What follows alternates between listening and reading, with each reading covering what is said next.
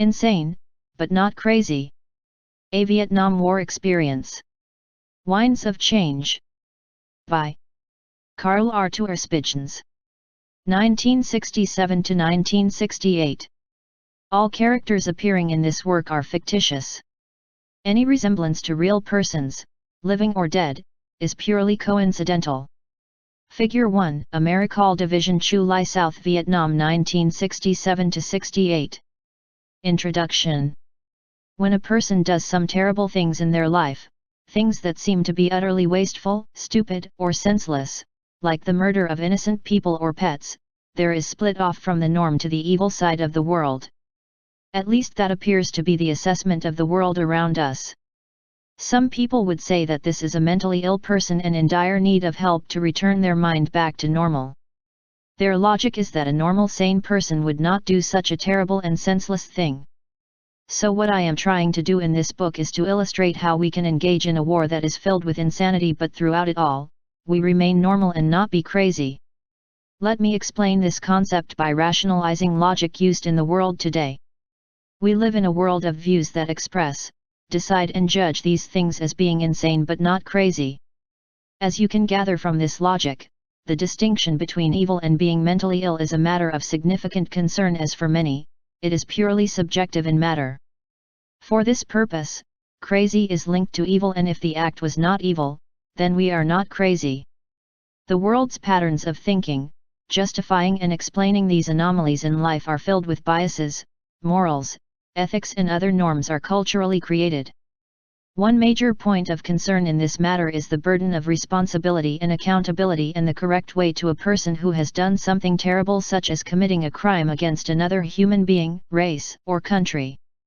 If a person acts from mental ill rather than evil, then it seems somewhat reasonable to regard or judge them to be not accountable for the action, or at least, to the degree the person is ill. After all, if something terrible occurs because a person suffers from a physical illness, or a mechanical failure, the person is generally and sometimes legally, not held accountable, exceptions noted. For example, immediately after doing a tour in Nam, I was stationed at Fort Knox, Kentucky at the 42nd Field Hospital as a dispensary medic. I had the privilege to have my personal vehicle on post when I had a malfunction with my car's accelerator. It got stuck and caused the car to veer out of control, almost hitting a group of officers standing on the sidewalk. Since I was driving normal when the car malfunctioned, and the fact that I didn't stomp my foot down deliberately or to press the accelerator down to speed up, I had an unexpected seizure of my ability to control it. At least, that is how the Adjutant General Attorney explained it to me. However, I was not completely vindicated of the act, as I was demoted from E5 to E4 for a violation of our military code of justice. Something I didn't understand clearly, but it was much better than a criminal charge and facing charges, as that was told to me at the beginning of this investigation. Oddly, when the car rocketed down the street, smashing into another car and coming to a stop in someone's backyard after barely missing the pedestrians, I could have been charged for attempted vehicular manslaughter or other kind of crimes, as the car could have easily plowed over the officer, injuring or killing some of them. However, since I was not physically in control of my own actions, and they had no reason to think I would do such an act on purpose, I was not held morally accountable. That is, I did nothing wrong. I hope you see where I am going here, as this is all based on perceptions and subjective thinking.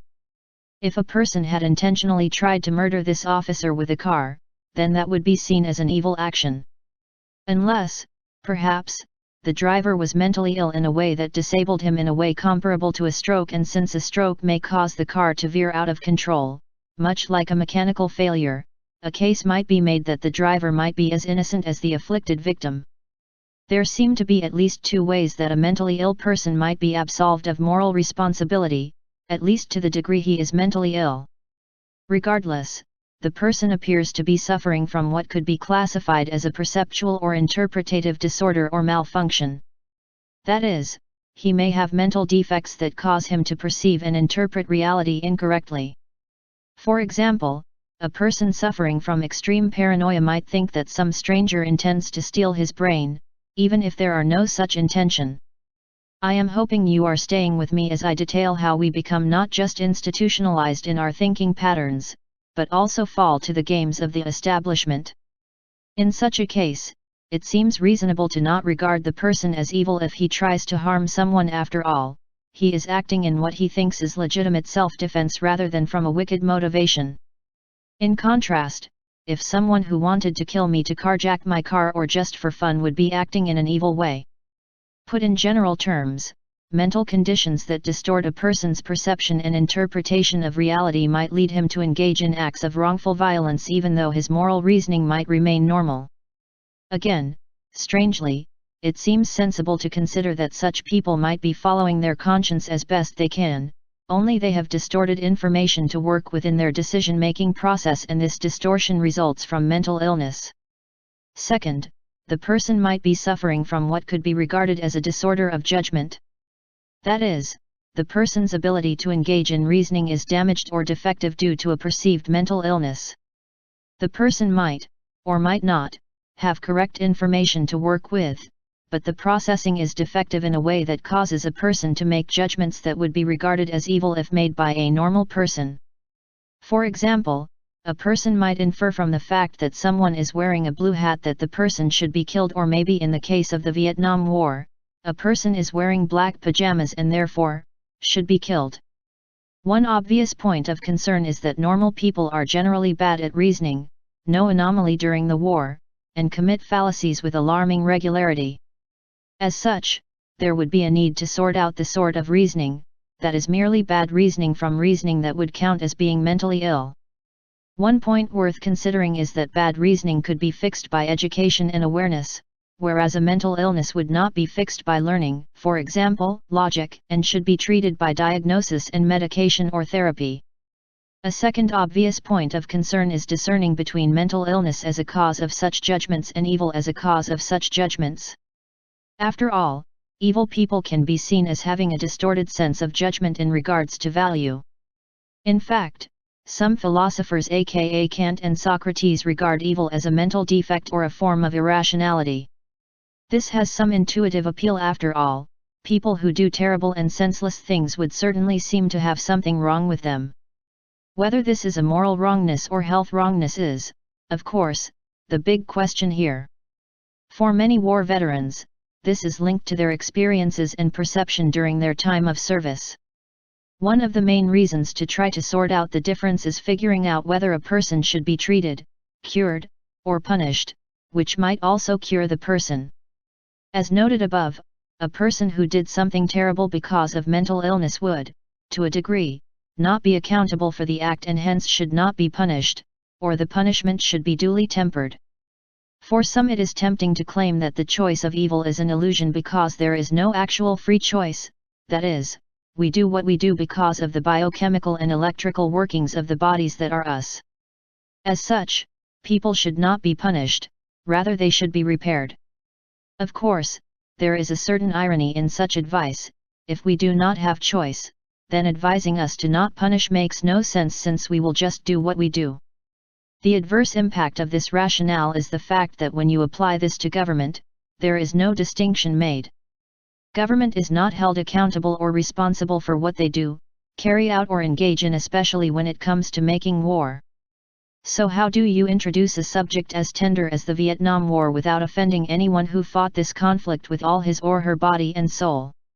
Why would you even write about things that were so atrociously violent, brutal, mind-boggling and controversial, and what would justify speaking out against the flow of mainstream media and history books when the dust has still not settled?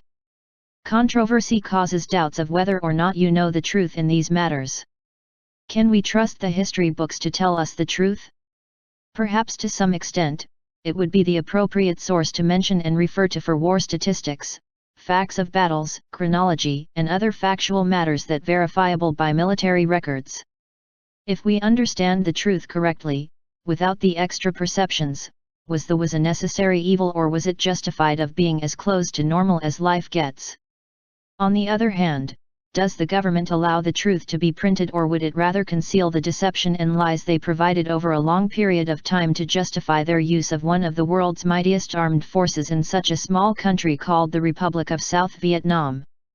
As a war veteran, I mourn the loss of my teammates daily without exceptions. As a former warrior, I seek condolences and forgiveness for what I was a part of during my one-year tour as a medic. It is a fact that for over 40 years I carried a lot of guilt inside me.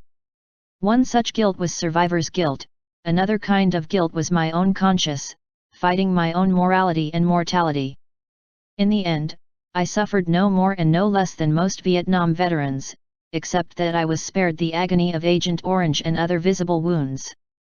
How I survived does not matter anymore, as that stands for the record to be satisfactory and successful in both family and career paths. What I did or underwent during my recovery time, is now, not much of an issue, as it has brought me full circle with life and my heart. There is nothing more to say except to tell the truth as I have known it to exist. Is it wrong, and does it point the blame somewhere else? Yes, I think so. I think the blame belongs to the establishment that sent us to a war that was never fully justified. At least, in my mind, that is how I see it after it was all over and done with, and as I visit the wall in DC to see the names of my fallen comrades, I realize that over 58,307 men and women lost their lives because of the bureaucracy that wanted a war fought in a foreign land under the pretense of stopping communism at the front door and not letting it be fought on American soil. The hypocrisy in this message is stronger than the truth itself.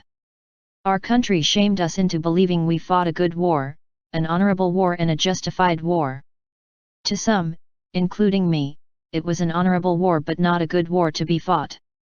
This is a paradox that will never be clear to anyone who experienced this warfare. This war was full of hate, racism, class warfare, political pandering and foreign policy meddling to control the power of the world while sending young men into battle. Battles that were mostly won but not sufficient to win the war. Politics took a front seat over military victories. The entire conflict was riddled with political agendas and corporate greed that served the rich and punished the poor. Punishment that came in the form of death, injuries, maimed bodies, and screwed-up minds. So now it comes down to what we know to be an insane war fought somewhere most people today have already forgotten. Why are American soldiers who engaged in a brutal war for years being punished for their loyalty and devotion to God and country? Why does duty have such a bitter taste in my mouth, or is it the guilt that puts the salt in the wounds and cause us to suffer until eternity? It is with high hopes that after reading my book, you become somewhat better educated, aware and cognizant of how the soldier's mind was twisted, tortured, and damaged by the war and its visual, mental and physical distortions, as well as the fact that no human being can endure such an assault or onslaught on their humanity and morals without denting or impacting their reality where they have been and what they have endured. This does not mean that I am making excuses for those who became criminals under our system of laws. The laws are there for a purpose. At the same time, the laws should distinguish the difference between mental illness and evil. I believe there are too many veterans locked up in jails and prisons who are not evil but in their own world, did things that they thought were normal or without malice or indiscriminate harm towards others. Excluding those who plan or commit premeditated crimes, I believe many others are victims of a subjective prosecutor, jury, or judge who do not understand how the mind breaks down when exposed to harsh and toxic conditions day after day, year after year, without rest, sleep, a relief of psychological guilt or anxiety and more. On a case-by-case basis, we would find many veterans who served with honor during their tour of duty, who gave their all in any way they could or felt it should have been delivered or done but labeled evil and put away for crimes, punishable by many years behind bars with no chance for treatment or recovery of their own losses. Achilles' heel. When a person experiences jammed up feelings, something has to give. When those crammed up feelings block reality, it is even more so urgent to find a way to unblock the denial or the emotions that have been stuffed up inside the mind so a person doesn't suffocate on his or her own emotions. Combat is such a trigger mechanism where people, good people, jam up and do some crazy things. It doesn't mean they are insane, it merely means they are in dire need of attention or treatment. As a medic, there wasn't much I could do for someone who was jammed up or uptight. Neither a psychologist, therapist, or any other kind of mental health professional. All I was for them is their doc in the field and a friend during stand-down time. One thing I could do and did do for those who suffered from these invisible wounds that inflicted more pain than anyone might have realized during their downtime or rest and recuperation, time was the fact that any time away from the insanity around us, was good time. There were numerous factors at play that no one can imagine played tricks on the head and brought more pain and sorrow than anyone could ever imagine if you suffered from post-traumatic stress disorder, PTSD, and the cure was nowhere near my hands or my ability to get my hands on the cure. The best I could do was to help them ease the pain, let them sleep or rest a little bit better and give them hope that there is a cure for their illness before it is too late. If someone denies that they have PTSD, it is usually a sign that they are in need of some help and won't do it on their own. In the field, in the middle of combat, or even during quiet times, the head is constantly spinning. There are many different symptoms that describe PTSD and I have likely heard them all. I must add, this includes myself as an enabler and a victim of the syndrome that most combat veterans deny exists until they hurt someone or hurt themselves. How soldiers survive PTSD is based on how their feelings are associated with their reality. This makes it different and unique for all, any individual, and everyone who has experienced what PTSD feels like. As a medic, people have shared how they feel when under the stress or influence of the illness, and although they all share a similar theme, they are all different. Soldiers I have met during my time as a medic, are soldiers who struggle with it day and night. Living with PTSD hurts on the inside as well as on the outside. Each one of them experience either a similar emotion or something different based on the trigger of their trauma. What it may feel like for one soldier is not the same as the other, so we cannot stereotype, or take for granted that there is one cure for all this sadness and sorrow that is deeply burrowed inside their hearts and head. Having PTSD while engaged in a combat situation zaps your energy, focus on your priorities and makes you feel like you don't want to get back into the fight because you feel so exposed or vulnerable. Figure 2 was as hell PTSD. Your physical spirit is down and your mental psyche is drained by various situations. Jammed up and dimmed down, your spirit is unable to cope with this sensation that you are drifting in space without a direction. When your spirit is down, you are depressed emotionally, physically, mentally, and spiritually. In other words, lacking another word that would make you understand the sensation, you may feel like you are dead.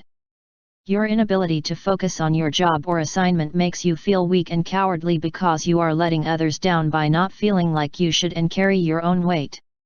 As far as the vulnerability factor goes, it feels like you are a wounded animal, once strong and powerful but now, wounded, weak and waiting to be picked off as the weakest member of the team you are assigned to in the field or in a support position. Unfortunately, I have seen this often, and the best thing to do is make them go to sick call and sit out a day so they can rest. At the time of their crisis, they are unable to accept and process who they are.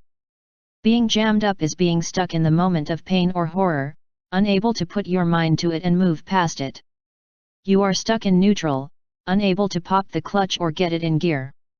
They feel trapped, mostly inside their own heads with nightmares, sweats, fevers, chills, and to add more troubles to the symptoms, they have a hard time waking up. Their minds, going into a psychological overload, froze or puts their life on pause. As a soldier, this makes them unable to function as trained or expected to perform when in combat or even when standing down to rest. There is no particular time this strikes the head, but it is triggered by various stimuli that are often a part of their daily routines. You feel your life is fractured, broken, unwanted, or not needed by anyone including yourself. It feeds a pulse of negativity that freezes your spirit to seek help or even something else to change your mindset. This broken feeling, this fracture is caused inside your head, and done by you, only you. Sometimes we blame others and sometimes we deny this exists, but when the reality hits, you usually blame yourself for all your troubles. What is dangerous is the paranoia that accompanies such feelings, as it makes you suspect others are making you do something that is in fact done to you by yourself. This paranoia winds up the spring over and over and causes your head to relive your trauma over and over again. You never know when that spring is wound too tight and breaks. Figure 3 RTO and command. When a soldier feels physically depleted, I can give them some magic pills in my medic bag that gives them a lift for the time being. Inside my bag I kept amphetamines or speed for various reasons.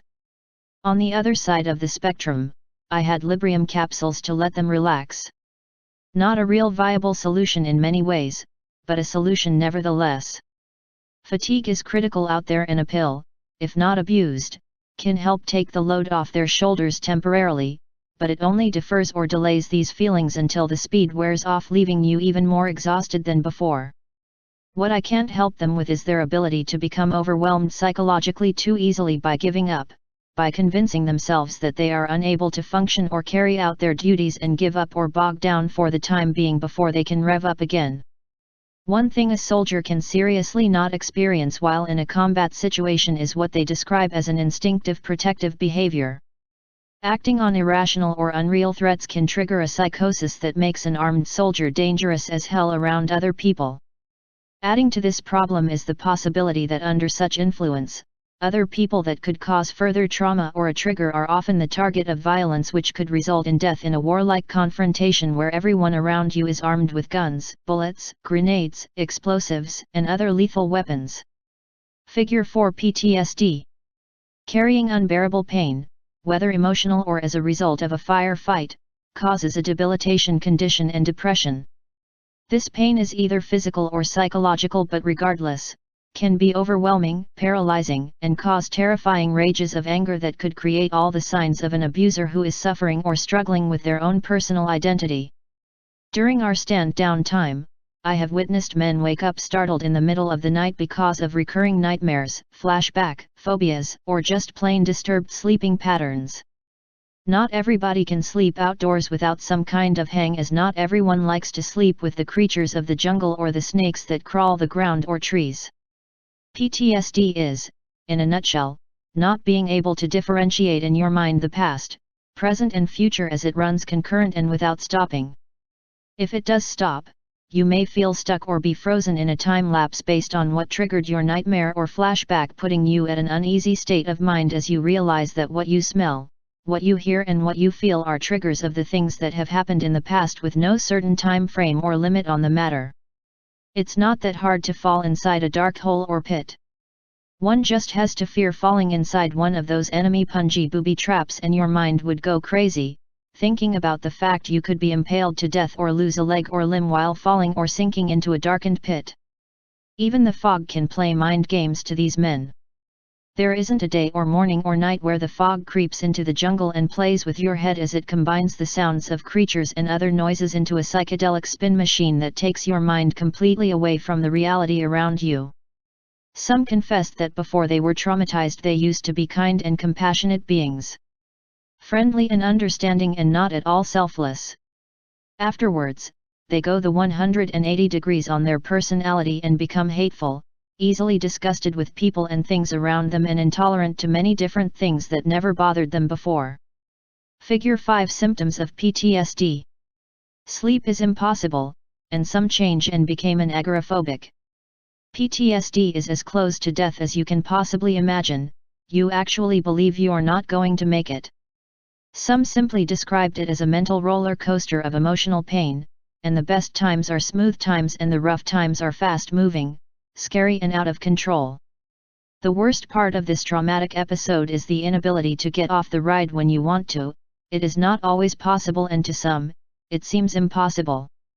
PTSD does not give any rest of the mind, leaving a person in the blinding hell of only fight, fright, or freeze. Clouded by misunderstandings, frustration, and a constant battle to understand what is happening and wanting to win this conflict with yourself inside of you. Sleep deprivation, chronic fatigue, and other reasons for wearing down the body causes your PTSD to load you down with fear, anger, distrust and hypervigilance.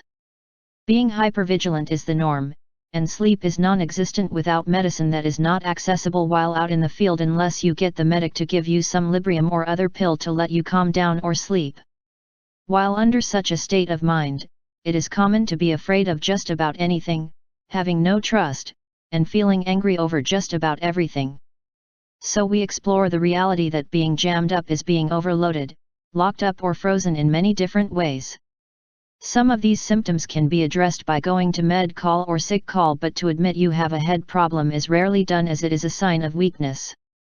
Thus you trust your medic, who will keep it silent and in some ways enables you to continue to do your tour of duty, using alcohol, drugs, weed, and pills to get you through the tough times.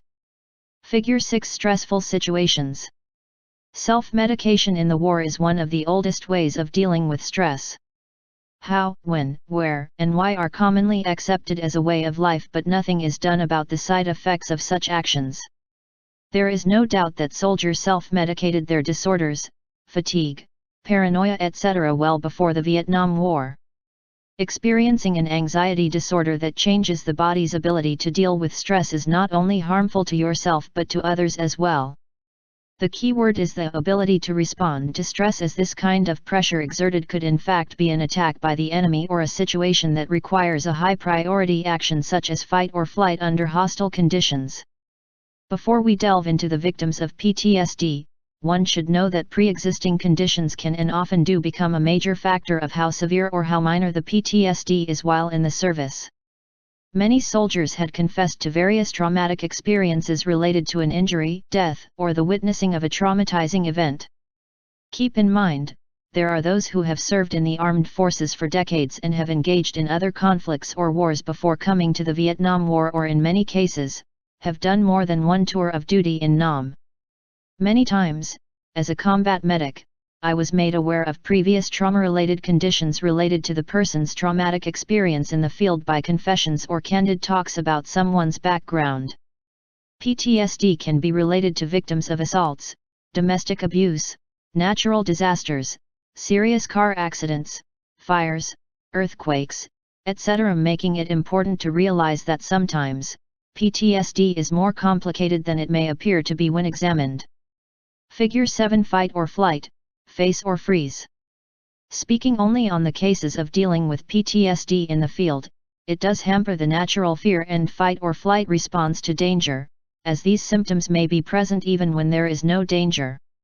Sufferers may relieve their traumatic experience through flashbacks or strong reactions to anything that reminds them of the experience that traumatized them, assuming they had no prior traumatization before being a member of our armed forces.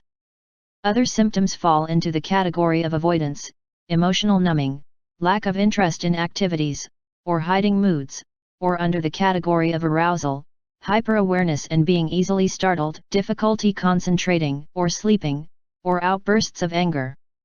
As a medic, I was taught about the effects of shell shock in my 8 medical training, that came out of the First World War, and also the term combat fatigue that was associated with the Second World War. Thus it is always prudent to ask a little bit of background history of someone to determine the severity of the trauma inside them. For the longest time, people were denied care because of a lack of understanding of these illnesses, and as a result, more soldiers suffered needlessly. Under perfect conditions, one could cure the PTSD side effects by taking or pulling the soldier out of a combat zone and putting them in a non-combatant role. However, that proved to be impossible and impractical and should not be considered as an alternative to the illness. Figure 8. Self-medication to kill the pain. An unfortunate fact of PTSD is the fact that it is closely associated with alcohol and substance abuse. The Department of Veterans Affairs reports that among individuals with similar backgrounds, those with PTSD are more likely to abuse alcohol than those who do not have PTSD. Alcohol abuse is the largest substance use problem facing military personnel, affecting an estimated 27% of returning soldiers. PTSD received official recognition following the Vietnam War and the many problems facing returned Vietnam veterans. Currently, up to 80% of Vietnam veterans receiving treatment for PTSD also report drinking problems. Alcohol problems also affect many people outside the military who have been exposed to trauma. As many as 75% of people who experience violent or abusive trauma also have problems with alcohol, even if they do not develop PTSD.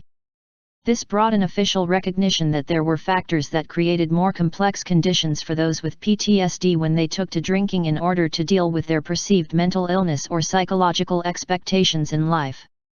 The male-dominated and often extremely macho society of the military can make it difficult for soldiers to admit that they may be suffering from mental illness. Without diagnosis and proper treatment, PTSD or other mental illnesses can lead sufferers to self-medicate with alcohol, illicit drugs, or prescription drug abuse. Self-medication is the attempt to treat symptoms with substances that have not been prescribed and controlled by a physician or other treatment expert. Alcohol and illicit drug use can lead to serious consequences, but prescription drugs used improperly or without a prescription can also be dangerous, all the more so because people are less likely to understand the risks. Self-medication often exacerbates the symptoms of PTSD, and may lead to the development of comorbid, or co-occurring mental disorders. Developing an addiction or substance use disorder may also overshadow the existence of PTSD, making it more difficult to diagnose and treat the initial condition. For many soldiers, it was revealed that many had experimented with drugs before entering the service and that the drugs included prescription pills, psychedelic LSD type of hallucination drug, hashish, heroin, cocaine, marijuana, and much more available on the streets and also available if you had the connection to buy them while here in Vietnam. This is where the medic gets jammed up as an enabler. Since the soldier comes to the medic in complete confidence and asks for help off the record to deal with his depression, nightmares, sleepless nights, or whatever it may be that impacts his ability to sleep or fight, the medic stands to honor such a request and relationship and pulls what he has out of his medic bag to temporarily get him through the crisis. Figure 9 Librium. All the while, the medic never offers help, but rarely denies such requests and asks the soldier, whether enlisted or officer, to go to sick call and make it official that they need some kind of help. What is already evident to the medic is the fact he is talking to someone who is already medicating himself with booze, drugs, or whatever else he can find to ease the pain. What the medic seeks in the interim is a temporary solution to keep the head screwed on straight and not off kilter that causes them to act out or commit acts that are bizarre or in some cases, violent. Depending on the risks and situation, the medic is able to explain the pros and cons of self-medicating oneself and push hard to get the soldier to admit he has a problem and ask for help. He is totally aware of the risks and tries to minimize the medication to a point of being the lesser evil. Some of the risks associated with self-medication are inaccurate diagnosis, using inappropriate medications that cause side effects masking the symptoms of a serious condition, delaying medical advice, inaccurate dosage that leads to accidental overdose, mixing medications that are not safe to mix, which may result in other health concerns, risk of abuse, risk of developing an addiction or several addictions. In the worst-case scenario, self-medicating can lead to severe health conditions or even death. Trying to ease the pain, discomfort, or illness for an extended period of time is certainly not appropriate nor commonly done by any field medic.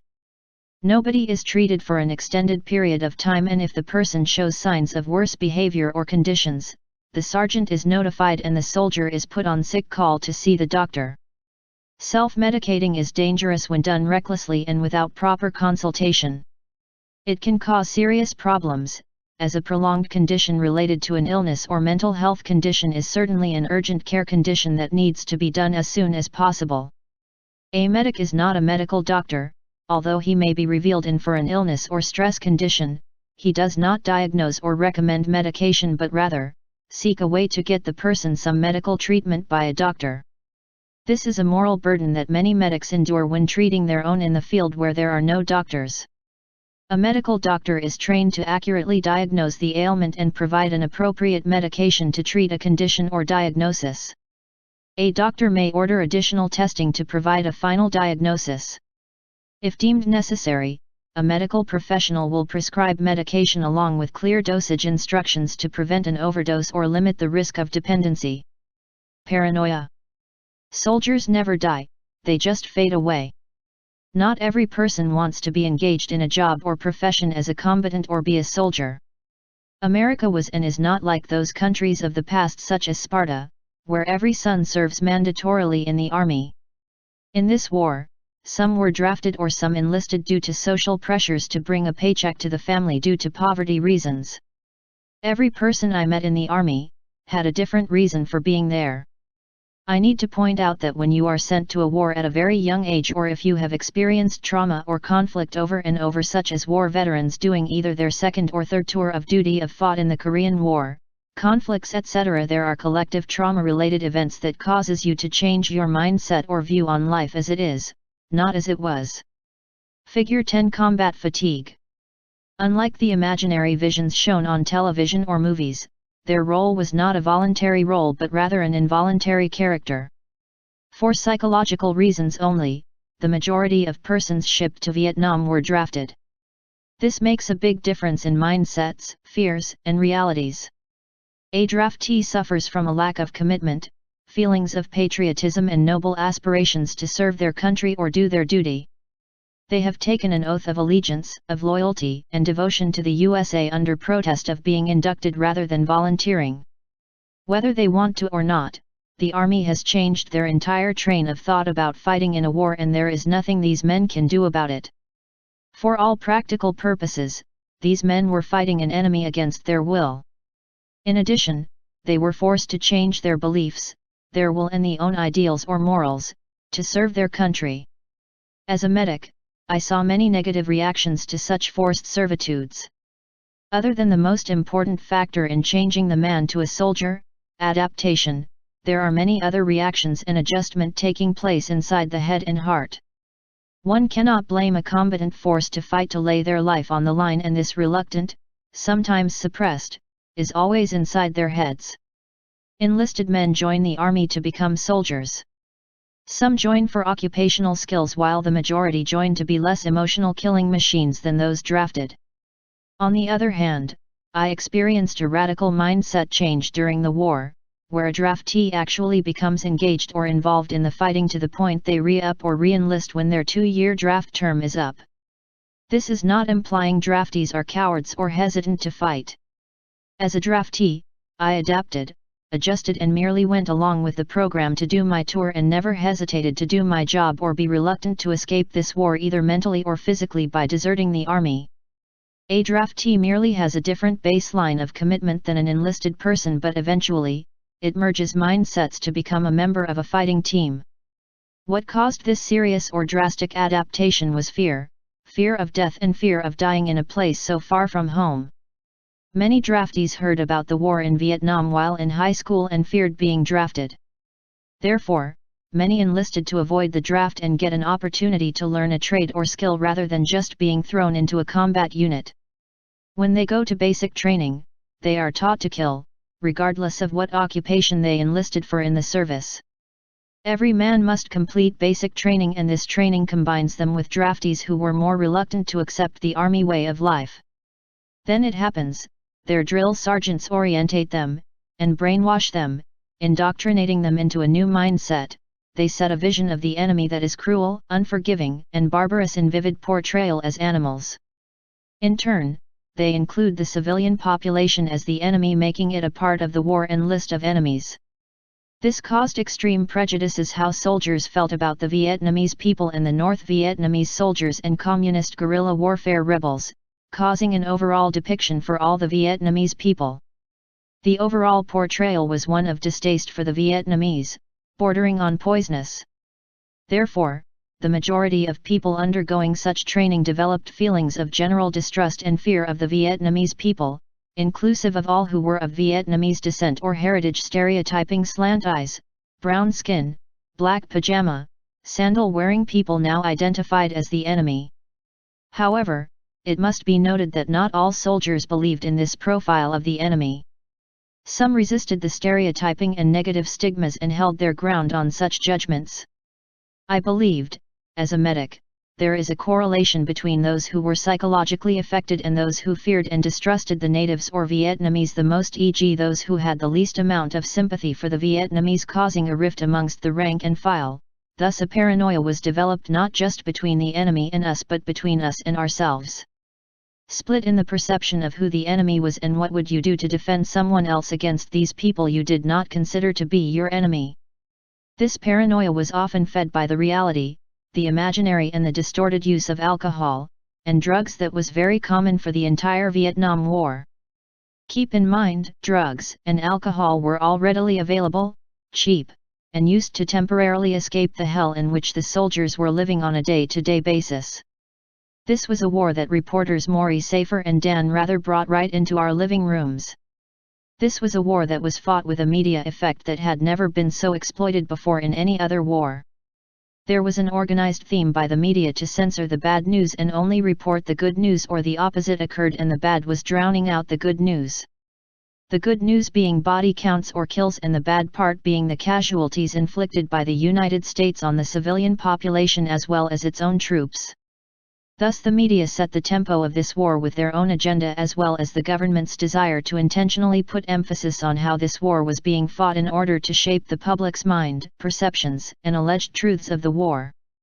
This agenda setting affected how both the soldiers and civilians at home viewed the Vietnam War, and it was this mindset that was brought into the battlefields by those who had various opinions of the war preset in their heads.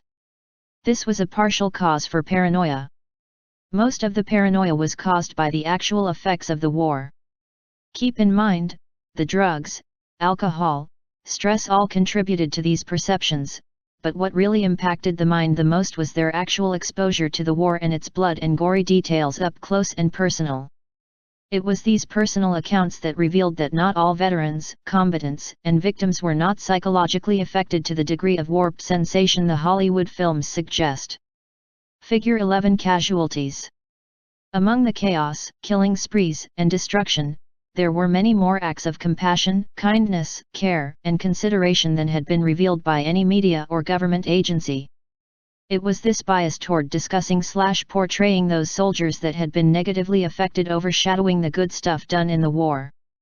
Paranoia was also fed by their social upbringings. Societal mistrusts carried over into battlefield relationships. Blacks living with whites, and whites living with Hispanics, as well as black and Hispanics mixed with whites.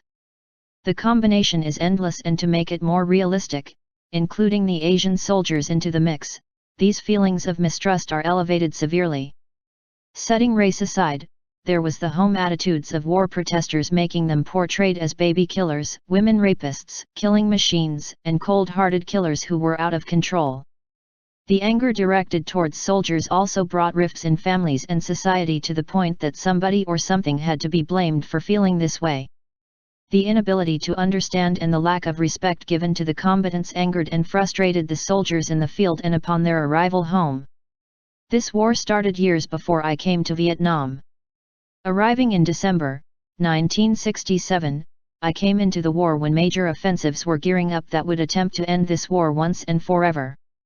Those fighting here were either veterans on their second or third tour of duty or fresh fucking new guys, FNG, who knew nothing about the war and had to adapt, improvise, or overcome all adversities as it was thrown at them like a garbage can being turned upside down and creating a darkness in the air. Most of us wanted to get it over with by doing our yearly tour and get out or get away from the war. Looking forward to the rotation back to the real world was the only priority we all looked forward to when stuck in this God-forsaken land. Some made these adjustment and adaptation successfully. Some didn't and turned into somebody else in the meantime, altering their character, morals, and behaviors. It was no secret, the main factor that affected the changes made by American soldiers and their attitudes was the DROS system, date of expected return from overseas.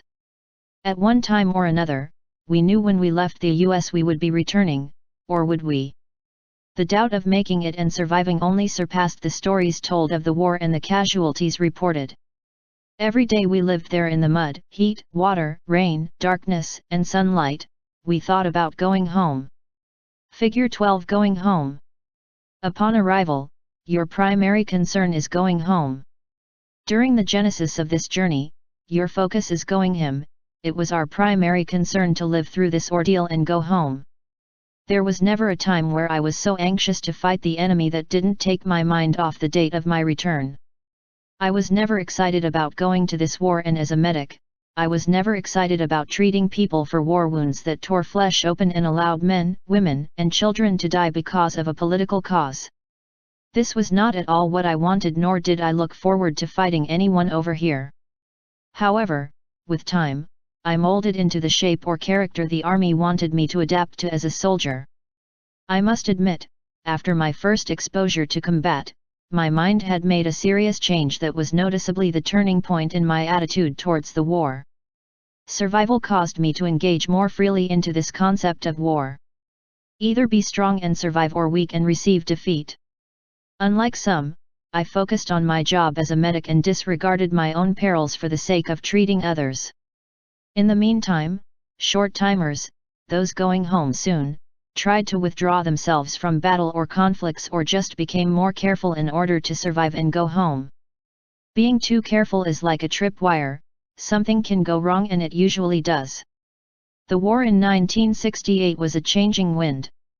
Everything that was done in this war between 1964 and 1968 was considered to be part of a good war, and anything after 1968 was known as the evil or bad war as the dynamics changed politically and individually due to pressures exerted in the environment.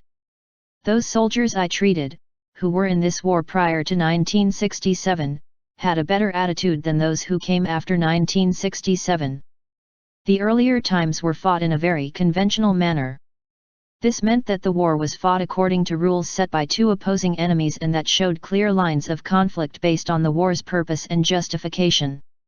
The second war fought after 1968 was fought unconventionally and caused it to be motivated by race, power, and destruction. The major change that occurred was the addition of the civilian population sympathetic to the Civil War and siding with the North Vietnamese Army People's Army as guerrillas, aka Viet Cong. I had met people who talked about the joint efforts to get along with the people and how they talked to them, ate with them and associated with them on friendly terms. All this changed when the war took a nasty turn and caused it to be fought guerrilla style that often resulted in the enemy being shielded by civilians or civilians taking up arms and protecting the NVA troops from our troops. Figure 13, burning bridges. Those who trusted the Vietnamese once before, are now leery of their willingness to be non-hostile towards them, and this caused real fears that every person with slanted eyes was the enemy. The war was then fought based on race. Race justified the killing and destruction of their land and property. The fear was escalated by the civilian population using booby traps and mines planted by those now appearing invisible to us as we didn't know a friendly from a foe. These traps caused a lot of casualties among the American troops. At this stage of the war where I came in, the escalation of force was both visible and purposely demonstrated via television and other media. We began to feel superior, and although strangers in their land, treated all Vietnamese people the same as the enemy. What was once a dormant factor, race became the dominant factor. However, when the enemy went into civilian villages and countryside to fight a guerrilla war, consisting of ambushes, mines, and booby traps, this resulted in closer contact with the Vietnamese people, blurring lines and the distinction between soldier and civilian. It was this transformation of the war from good to evil or bad. American troops came to intensify their racial conceptions, and fear was built on the fear to survive and the need to kill in order to survive. Nothing drives paranoia strong than fear. Not only did fear or paranoia blur the lines of the enemy, but it blurred the lines between the real enemy and the perceived enemy. This resulted in innocents being targeted and killed for no justified reason other than looking like the enemy. A good gook is a dead gook concept. A concept that didn't exist so straightforwardly or perceptibly before this change of winds. Figure 14, suspected Viet Cong prisoners. The new war had no formalities and any rules of war. Any boundaries of these rules of engagement were null and void. There was no way for the combatant to tell the good from the bad, friend or foe. The traditional rules were abandoned, and the war created an unpredictable environment that caused fear, suspicions, and paranoias. The mindset had changed along with the rules, and soldiers had to adapt a new survival mode in order to cope with these changes. This unpredictable environment posed to be dangerous to us both militarily and psychologically. Our leadership did not prepare us for this kind of war. We were not accustomed to fighting guerrilla-style warfare, and although we had specially trained troops in the field who were acclimated to this style of combat, they wore Green Berets, special forces, or long-range recon teams trained and equipped for such fighting. This hampered, impeded, or disturbed our contacts between the Americans and Vietnamese that came closer and more common by design and by coincidental purposes. We were a fighting force armed to the teeth to kill the enemy and possessed with a more prejudiced attitude because it was our only way of distinguishing between themselves and the Vietnamese people. What I was told was the level of respect towards the enemy had eroded and changed into hatred or racist prejudices that impacted how the war was being fought and how people were being treated. Figure 15 My Lai, Quang Ngai Province 1968. We believed these civilians were sabotaging our efforts to free them, and eventually, we blamed them for most of the casualties that we believed were intention booby traps or sabotaged efforts to harm us. There were many instances where women and children would confront a group of Americans and have a grenade planted on their body ready to blow up. Our anger stemmed from the fact that we were here to help them, but that none of them realized that we were doing that, as the war's death toll built resentment and anger towards us as much as towards the NVA or Viet Cong who had upset their lives as well as us. Hence the lines were drawn, us versus them. All Vietnamese were initially viewed by us as the enemy based on race, not reason. However, the nature and conditions of their contact in this war was that the war shifted from good towards the bad, changed how we viewed the Vietnamese people and whether we could trust them or not. For many, this fear was real and paranoia was a tool for survival. Looking at the big picture, this impacted our relationship with the South Vietnamese Army, ARVN, as these men were primarily assigned to work in harmony or coordinated efforts to work side by side. Armed the same as us, trained with our weaponry, they posed a threat to our existence as well as the civilian population did.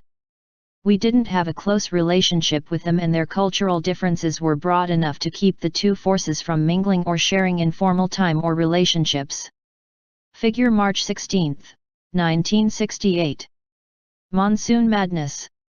Paranoia, it's a feeling you get whether you are riding in a convoy, walking the narrow darkened paths of the jungle, or flying above the rice paddies in a helicopter. On the ground, when you get to be a good tracker, you can find the enemy's tracks and not only tell you how many there were but what equipment or weapons they were carrying, their morale and their distances traveled. Sometimes, we can almost predict their destination. Sounds unreal and impossible to some, but to the seasoned tracker, recon soldier, or special forces, they can tell a lot left behind on imprints on the jungle floor. Imprints that tells you how many times they rested, what they set down when camped, and whether or not they dragged their feet, smoked the joints of weed, lying down or sitting up.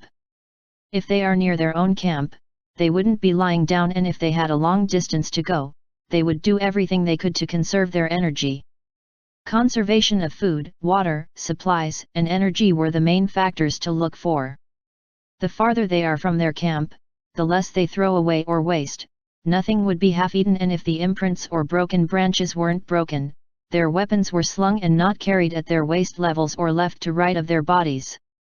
This was not a part of paranoia, this was a realistic opinion of the enemy and their current status. Figure 17 Swollen rice paddy waters during monsoon. This is all techniques we are taught to survive. A feeling you can't put down in a book and learn at basic training. It's a reality you adapt to and stay alive. In order to survive, you had to adapt and learn different ways of doing things. It was the routine matter that got you killed.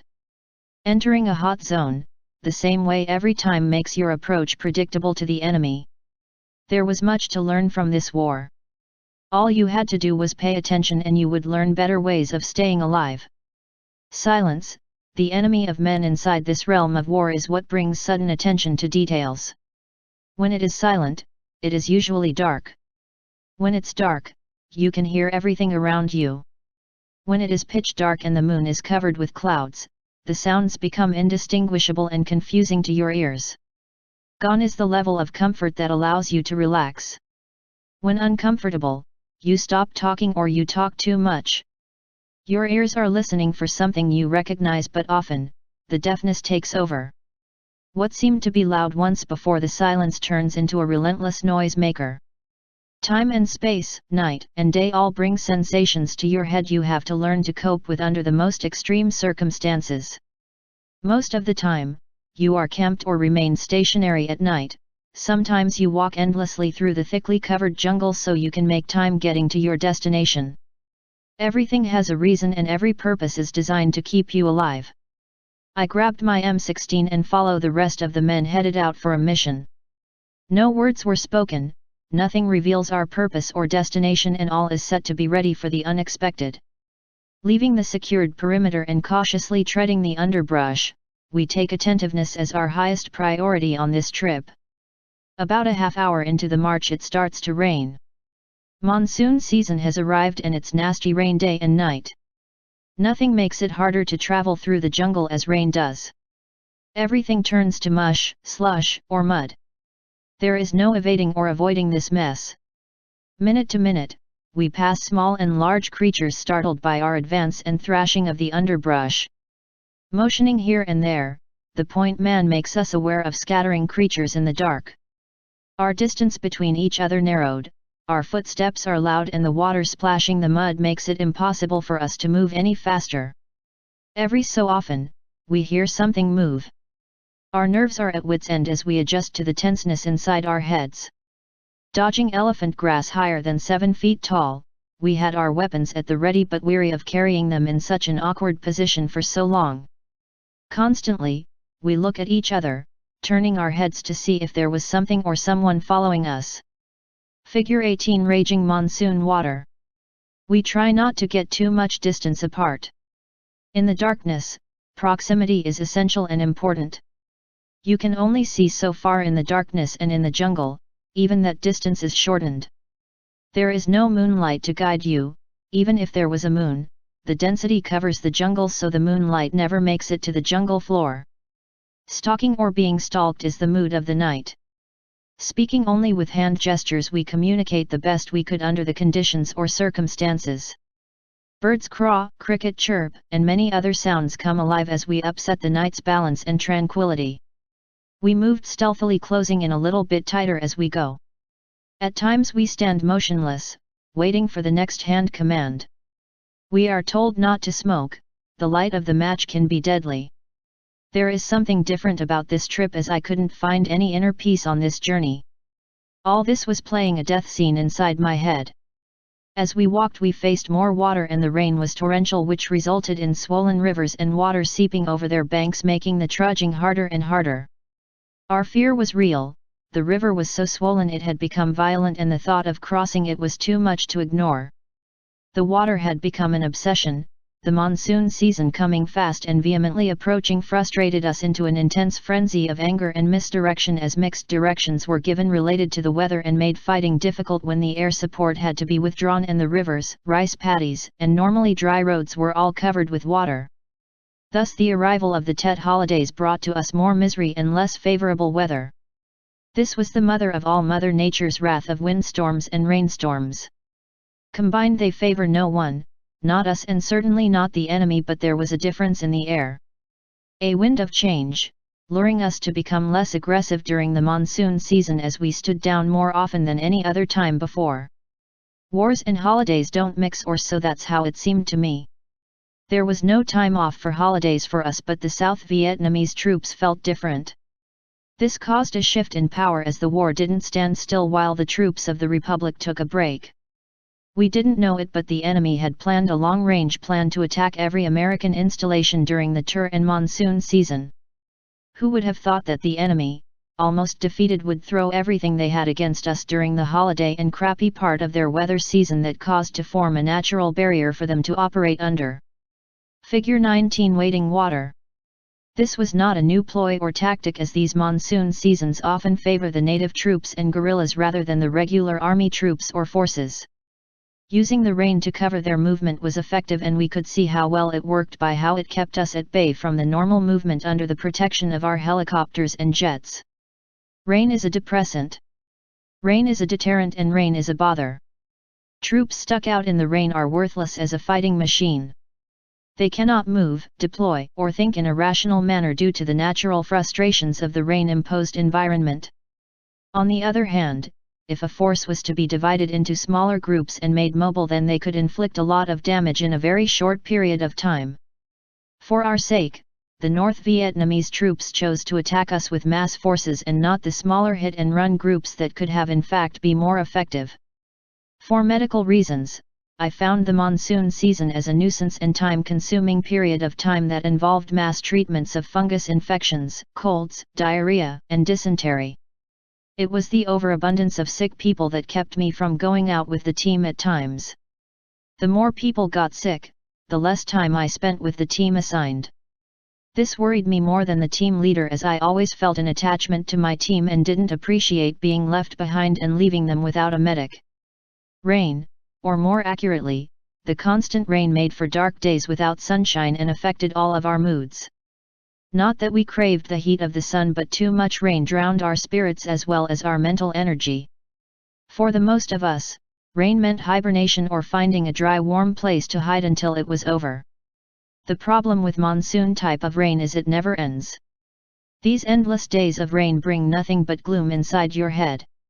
We eat more, and we sleep more, and often, we think too much. Under normal conditions, this would be a short-term effect, but under combat, tense and lethal situations, rains cause other concerns that are anything but mild in nature. In fact, it causes a reason for hypervigilance, as you feel especially vulnerable during such times. Even if we felt like seeking cover, some situations denied us that opportunity. We fluctuated in moods and often just tried to crawl under a rock till the rain subsided. What was especially important to us as soldiers was the Tet offensive battle plan that put us down as pawns on the map and the strategy of the war.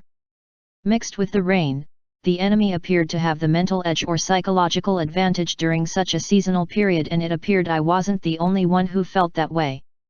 Figure 20 Monsoon Mud. More men came to me for depression. More men expressed to me their loneliness and writing home about the weather. Although we were conditioned better and equipped better, our morale was taking a deep cut as the rain hit us hard. This was mixed with constant harassment mortar barrages that interrupted the night and eventually bring some of us to the earlier stages of sleep deprivation. Harassment that became predictable, but nevertheless, an interruption of sleep and rest. Sleep and depression go hand in hand, and if it is hard to sleep, the depression is made worse. Thus what we have to deal with as medics were. These symptoms include fatigue, increased sleeping, increased appetite, and social withdrawal. What I remember most about the monsoon season was the food cravings, sweets, chocolate, potatoes, and the extra weight some soldiers gained. Sleeping more caused even less exposure to daylight and sunshine, and the symptoms become worse as the days are short and the nights are long. A reversal in what existed before, and there was nothing we could do about it. Their intake offset their abilities to burn off the calories, unlike before. They became lethargic and lazy. This was detrimental to our abilities to remain alert and energized. In fact, it's a vicious cycle. Our patrols curtailed, I focused on practicing more medicine on the troops and the civilian populations as a member of the Community Medcap Task Force. The morning was the usual gloom and wet. The sun hadn't been seen for about a week and everything was drowned in water. Even the tents were flooded and they stood 3 feet above the ground. Whoever selected this ground for the base neglected to take into account the rain runoff paths, as sandbags could not hold back the amount of water that came down from the gentle green slopes nearby, causing swelling and flooded landscapes. This morning the team leader was talking to the captain and we could see them from our viewpoint discussing their plans, animated with hands up in the air and a bit of shouting. If we had to guess, we had something coming up real soon. For some, this was a blessing, for others, it was a pure bother. Settled in and refusing to budge was a side effect of these monsoon rains. They issued us about 6 machetes that day at noon. We never had been issued them before and wondered what the hell was going on here. Usually, we had South Vietnamese scouts or soldiers do the clearing for us if we know we are going to travel dense forest. On the other hand, I suspected by the mannerism of the 2 men during that hot debated animated discussion, this was not going to be an ordinary trip. Figure 21 machete carrying soldier.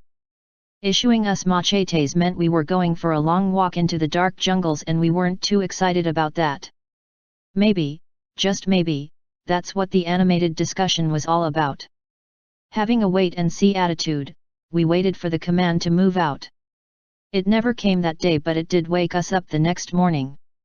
Other than the issued machetes, we were told to pack it light. That usually meant long walks and uncomfortable strolls through the jungle and hopefully away from the swollen river banks. Heading out, the team was 12 men strong counting the team leader. They herded us into 2 troop carriers and drove us down the road for about an hour. Stopping near a very narrow wooden bridge, we stopped and told to get out of the trucks. Still raining hard, we jumped out and looked around to nothing but emptiness. Up ahead, there was a small detachment of soldiers waiting for us. They appeared to be special forces, but I was only guessing. All I could really tell was they had different fatigues on and their equipment was a little more modern and sophisticated than ours. No patches, no insignias, and no explanations. Desolation, away from any humans or civilization. All we had was each other and nothing else, except for the thick forest we were staring at. Cutting through the densely grown foliage force-fed by the rain, we cut through the thickness of plants, underbrush, and vines. Staring ahead, all I saw was darkness. Entering the jungle at this end proved to be the best part of the trip. We knew that wherever we went, there would be no helicopter to take us back out, the rain saw to that. The RTO asks me, "What do you see?" I looked at him and said, "I don't know yet," but then followed up with a brief comment, and said, "Trouble, I see trouble." The dense foliage was hard to cut down as we began our journey into the totally frightening and impenetrable jungle.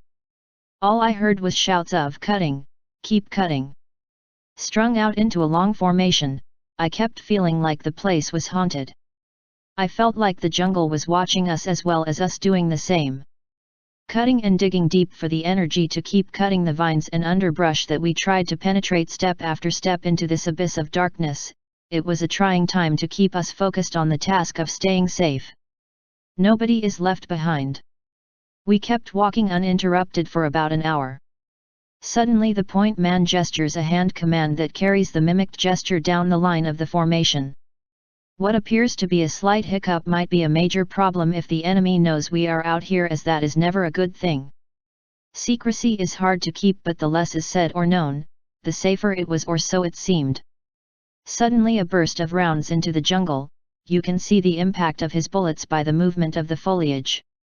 Expectedly, another burst of automatic fire into a different direction as we all took cover, crouching tightly to the ground as possible.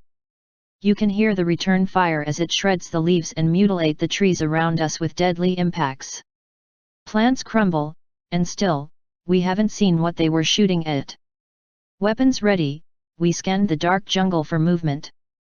Again, a burst of bullets smashes against the trees around us. Laying low, we can't see a damn thing. We know what returned fire was, a AK-47, or in this case, a number of ACs that were usually a hint we found the enemy or they found us. The team leader yells out, "Rip them, rip the motherfuckers," telling us to return fire into various directions. Automatic weapons make a sweet sound only those alive can appreciate. Figure 22. Dense foliage. Some jam and others keep firing until their magazine is empty, reloading quickly and without hesitation. Seeing only flashes in the darkness, we aim and fire at will. Every time there is a flash we return fire. It was a cat and mouse game with neither seeing the face of the enemy, yet. There is a low pop, a whistle in the air, and a grenade is tossed into the base of the jungle around us. The grenade explodes brightly, lighting up the area. Somebody fires a short burst of automatic fire as the rest looks for threats all around us, behind us, and besides us.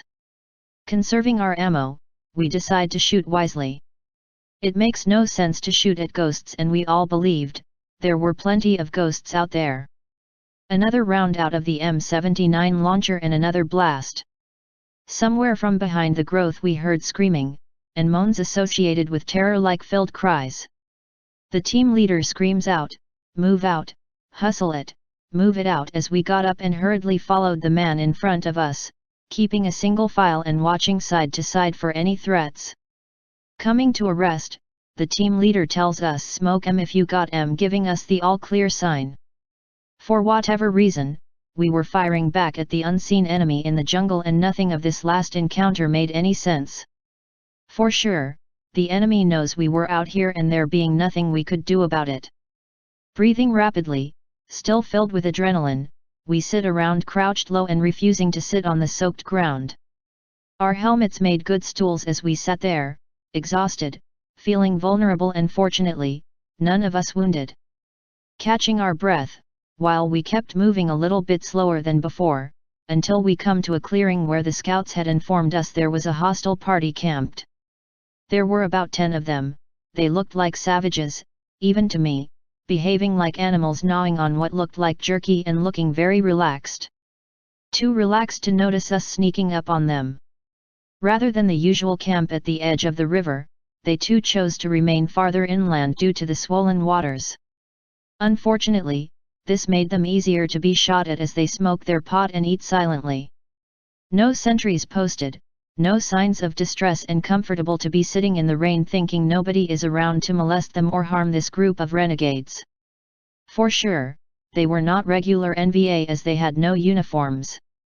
They looked like VC, but we waited to see what they were doing.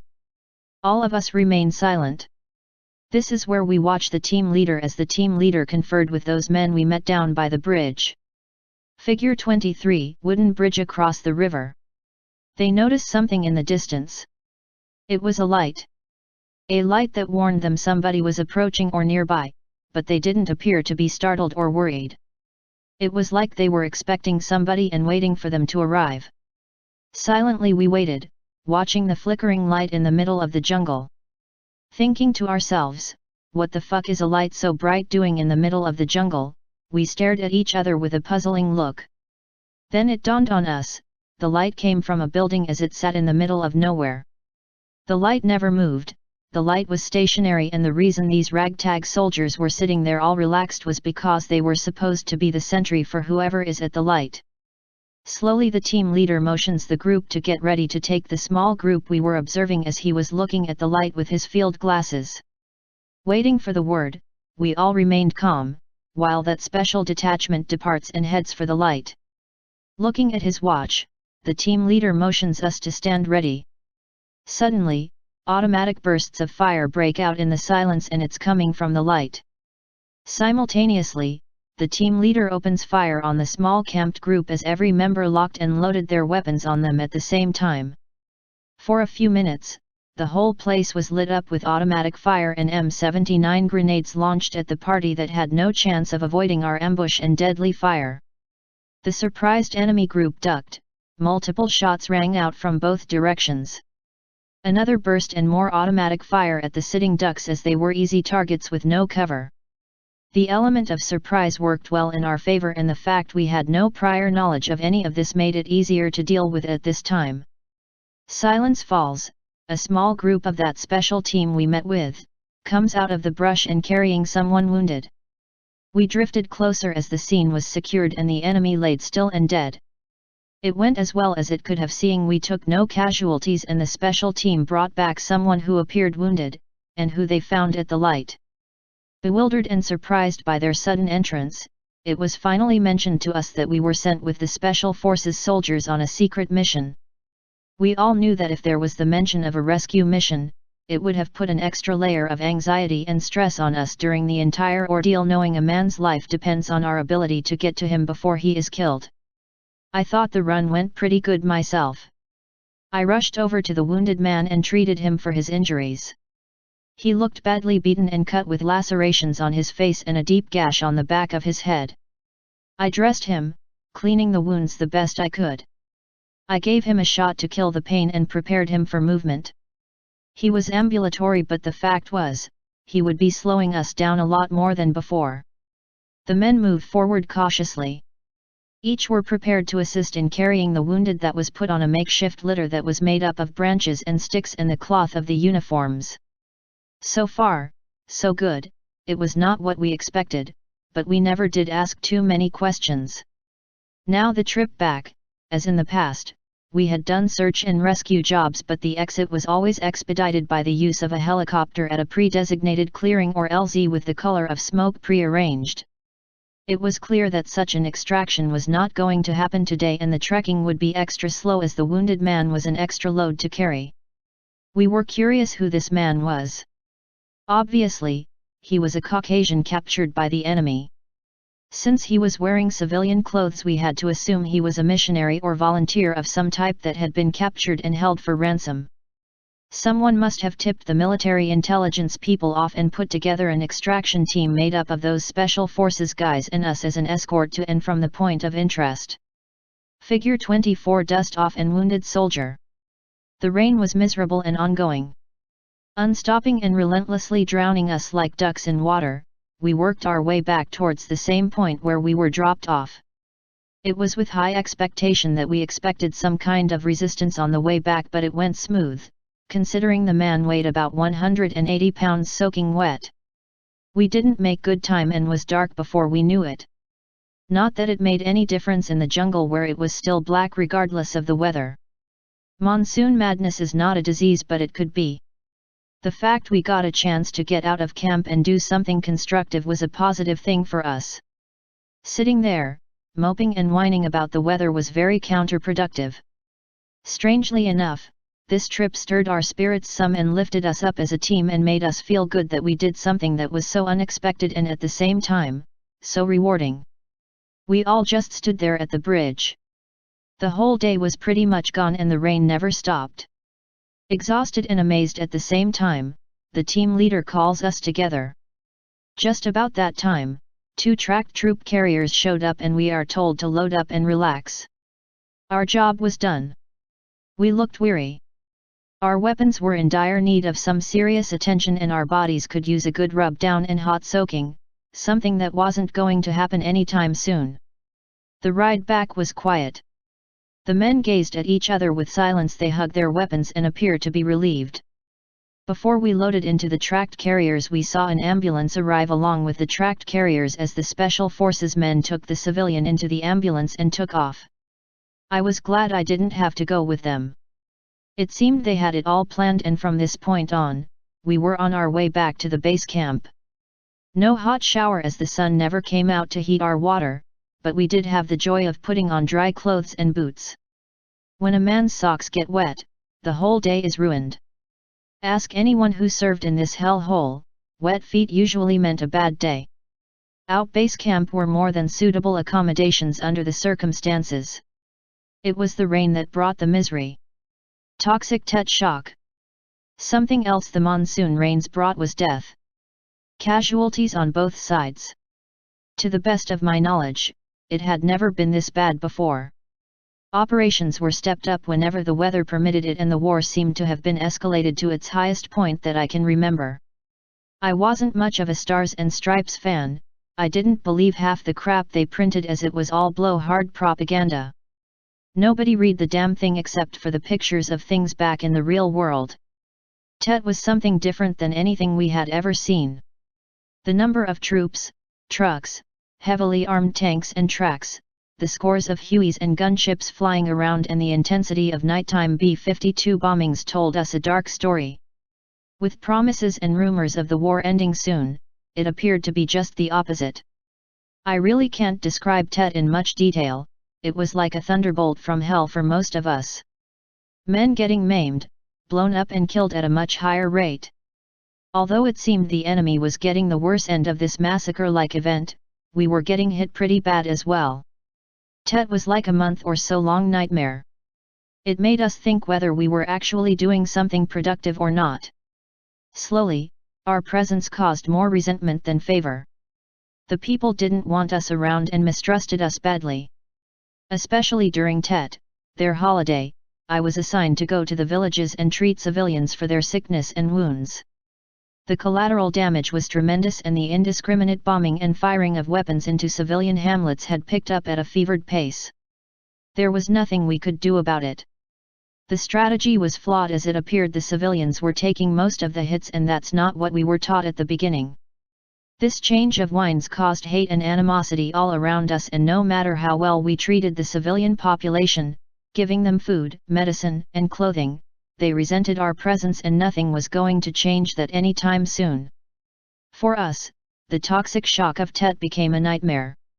The entire time Tet was ongoing and celebrated by the population, there was nothing but violent and mass killings on both sides.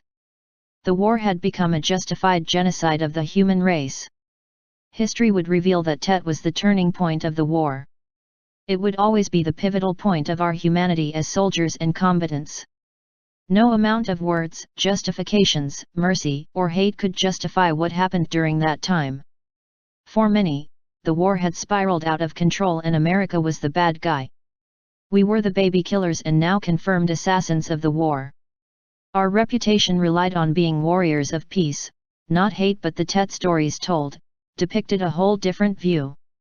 The world was turning against us and that left a very bitter taste in our mouths. The toxicity of the mass slaughters carried over into the whole world.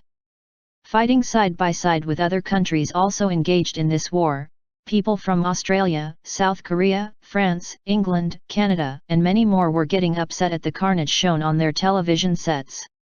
In many ways, we were just as stunned as many others around the world of what had happened. The entire climate of the war had changed since Tet preparations began in the month of early January 1968 in an onslaught that lasted well over 5 weeks in some places. The NVA and communist forces gathered had amassed major numbers and attacked major cities and towns on or about February 1, 1968. The next few months were total bedlam for our American troops as we were being blasted by an offensive launched countrywide and from all directions. It appeared to be an act of desperation for the NVA and communist fighters. What was called an uprising by the enemy were attacks designed to jump-start the war into a new level or phase. The tenacity, the brutality, and the persistence of killing and dying was unbelievably excessive and unrealistic. American troops were facing attacks and populous uprisings in almost every town and city. They were locked into a fight to the death, and what was once a limited war had expanded into a globally recognized disaster. What was so strange about the Tet offensive was America's ability to fight and win was never questioned. What was questioned was the psychological aspect of the war. We were killing people at the highest rate of the war and everything seemed to be so brutal and unpopular for those watching the war from the outside. In the end, we lost the war because we didn't have the will to fight any longer from a political viewpoint and public pressure. Realistically, there was no clear winner of the Tet offensive. What we won was based on the ability to retain control or power over what we already had. It was a loss for the South Vietnamese government as they showed their weaknesses in this period of time that gave North Vietnam the confidence that they had won the struggle of winning over the people of the country as the military might of the ARVN dwindled and eventually ended up with mass desertions. Anything around us was a mere illusion. We held our own with our power, but as a medic, I saw more fatalities, more maimed bodies and more toxicity than any other time in the war. After Tet, the mood was somber and realistic that something had gone wrong, badly and unjustly. We won the battles, but it felt like we lost the war. No more promises of truce or peace talks. No more confidence in the manner the ARVN stood their ground. In fact, whatever territory we won, we turned over to the SVA, and in due time, they would squander and lose what we had fought for over and over. From where we were, the escalation of the war had actually begun just about 2 months before I hit in country. We were part of an operation called Operation Wheeler, and the gathering of troops, power, and resources began around that time into December. It was in December when I got there, and it was already going full swing as I was assigned to HHQ Americall and assigned to various infantry groups that needed replacement medics due to battlefield losses or rotations. Figure 25: the cost of human life during Tet. Personally speaking, I jumped from one team to another, never calling anywhere or any place my permanent assignment, as most assignment took only a few weeks before a replacement arrived. This took me from one place to another, from the demilitarized zone in the I Corps to anywhere south of Quang Nay. As a combat medic, I worked with the 196th Light Infantry Brigade, 198th Lib, 11th Lib, and the 1st Squadron, 1st Armored Cavalry. Each and every one of these units were part of the newly formed Americall Division, aka 23rd Infantry Division, formed around December 1967 in the area of Chu Lai, a former Marine base. Figure 26: 23rd Medical Battalion, HHQ Americall.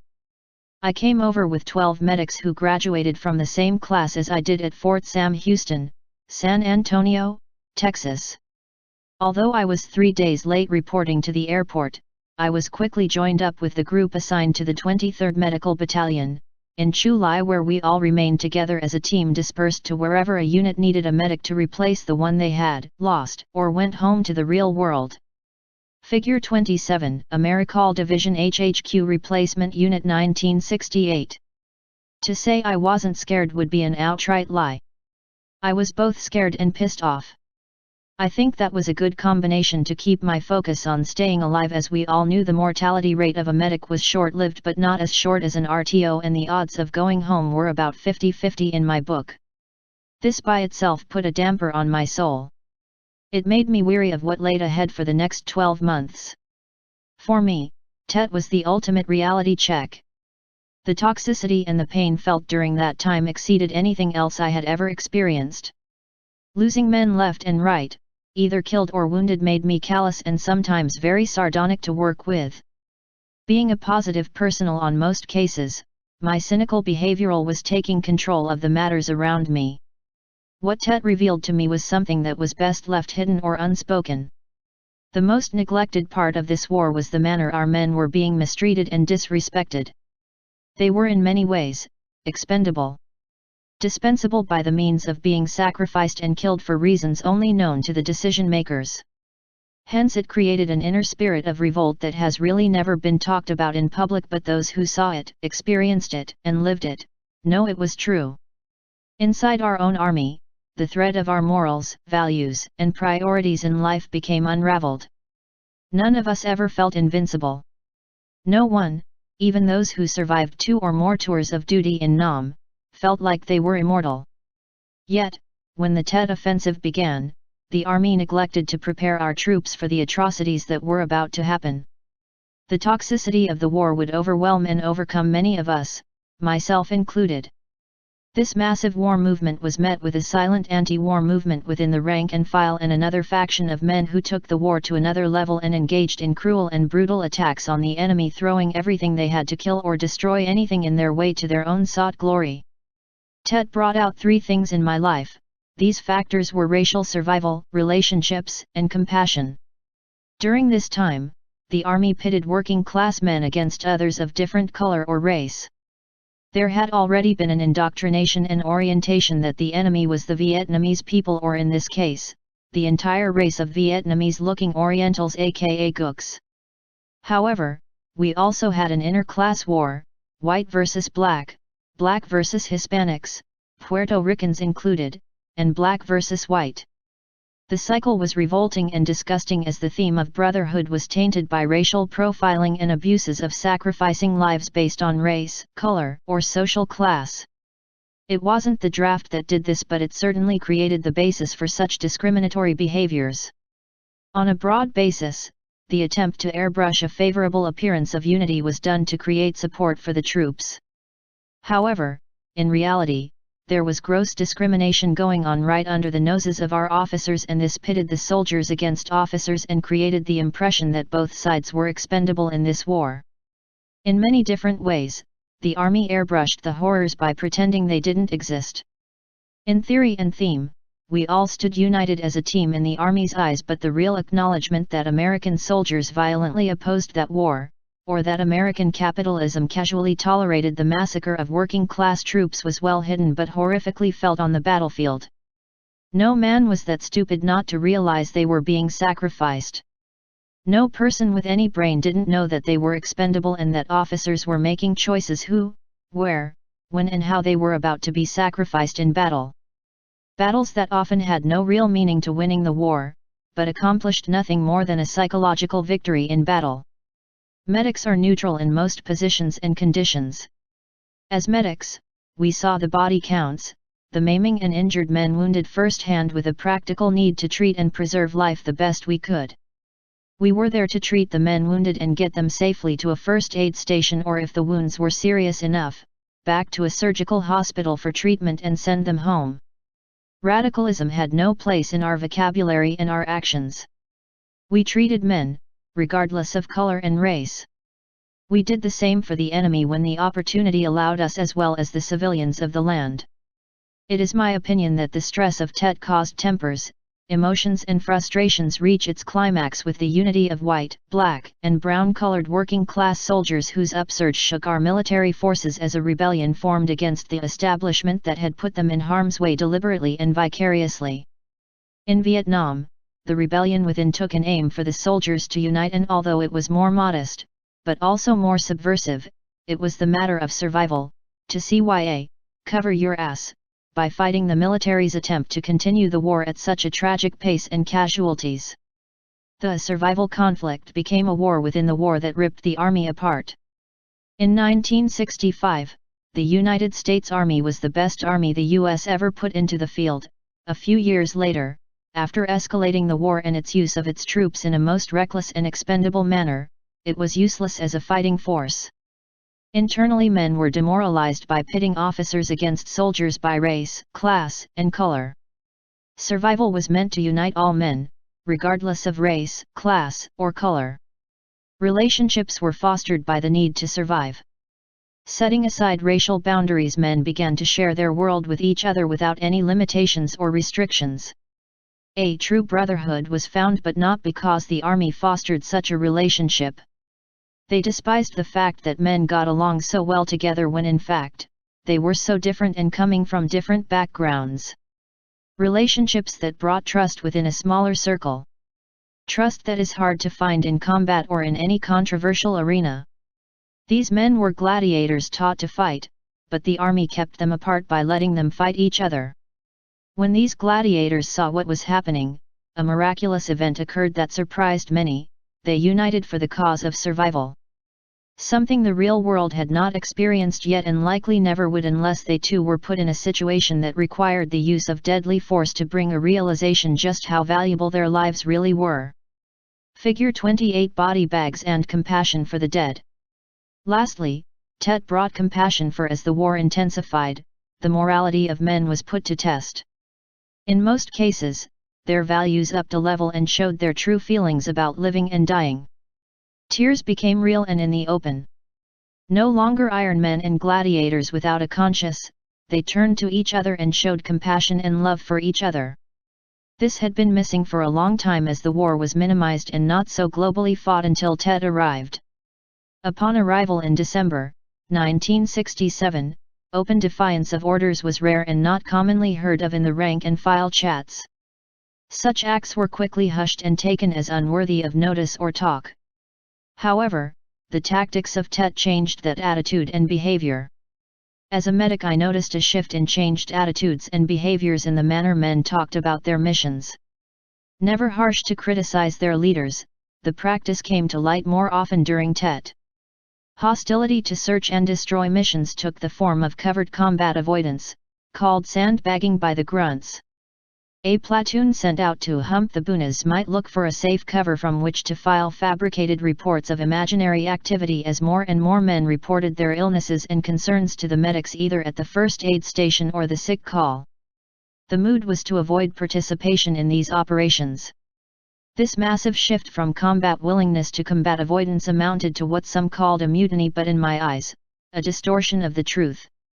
Some men did suffer consequences of this war.